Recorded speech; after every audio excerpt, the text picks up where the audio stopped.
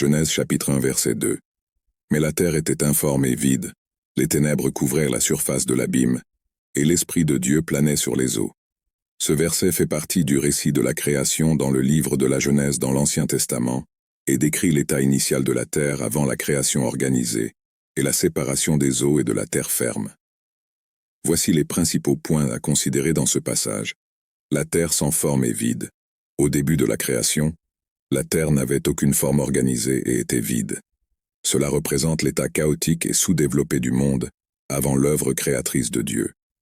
L'obscurité sur la face de l'abîme. L'obscurité recouvrait la surface de l'abîme, suggérant l'absence de lumière et d'ordre. C'est un tableau sombre et sans vie. L'Esprit de Dieu planait sur les eaux. Ce verset présente l'action de l'Esprit de Dieu dans la création.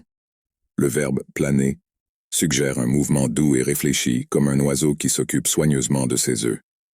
Cela montre que même au milieu des ténèbres et du chaos, l'Esprit de Dieu était présent et actif. Ce verset est le prologue du récit de la création qui suit, dans lequel Dieu apporte de l'ordre et de la vie au chaos originel.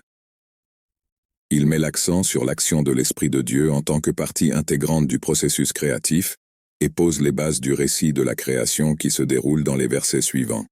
Ce passage reflète également l'idée que Dieu est le créateur et l'ordonnateur de l'univers, apportant beauté et sens à ce qui était autrefois informe et vide. Déclaration de foi. Seigneur Jésus-Christ. Je confesse que je suis pécheur et que je suis séparé de Dieu à cause de mon péché. Je me repens de mes péchés, et je reconnais le Seigneur Jésus-Christ comme le seul et suffisant sauveur de ma vie, et je dirige à la vie éternelle et écris mon nom dans le livre de vie. Amen. Éphésiens 2 versets 8 et 9. Car c'est par la grâce que vous avez été sauvés par la foi, et cela ne vient pas de vous, c'est le don de Dieu.